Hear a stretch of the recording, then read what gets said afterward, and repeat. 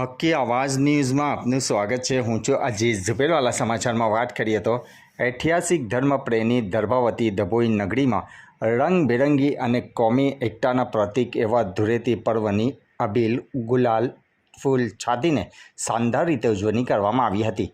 ઉત્સવ પ્રિય ડભોઈ નગરમાં દરેક ધર્મના લોકો પોતાની આગવી રીતે તહેવારની ઉજવણી કરતા હોય છે। ત્યારે એક તરફ મુસ્લિમ બિરાદરોના રમજાન માસ ચાલી રહ્યા છે, બીજી તરફ હોળી ધૂળેટીના પર્વને લઈ હિન્દુ સમાજના પણ નગરમાં સોસાયટીઓ સહિત વિવિધ વિસ્તારોમાં રંગબેરંગી તહેવાર એકબીજા ઉપર કલર છાંટી ધૂળેટીની મજા માણી હતી।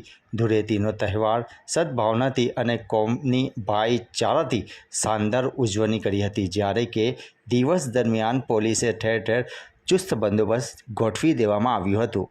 રિપોર્ટ રફીક મંસૂરી।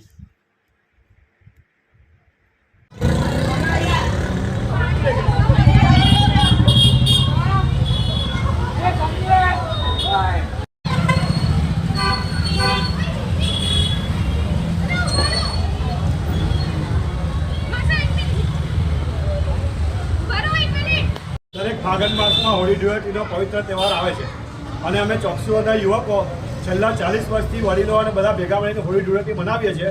અને હમણાં રમજાન માસનો પણ પવિત્ર તહેવાર ચાલતો હોય એટલે સોનામાં સુગંધ ભળી ગઈ એવું લાગે છે। મુસ્લિમ બિરાદરો રમજાન રાખ્યો છે અને અમે હોળી ધૂળેટી ઉજવીએ છીએ અને દરેક તહેવારમાં આવી રીતે અમે બધા ભેગા થઈ હર્ષો છોકરાઓ નાના વડીલો બધા ભેગા થઈને હોળી ધૂળેટી ઉજવીએ છીએ। હોળી ટપકે હોય છે, બીજા દિવસે ધૂળેટીમાં રંગ નાખી પાણી નાખીને બીજા જોડે બધા જોડે ખૂબ હસી મજાક કરીને બહુ સરસ રીતે તહેવાર ઉજવીએ છીએ અમે। કઈ જગ્યા પર? ચોકસી રોડ, બળિયા બાપજીનો ખાંચો, પોસ્ટ ઓફિસની ગલી, ડભોઈ, દર્ભાવતી નગરી।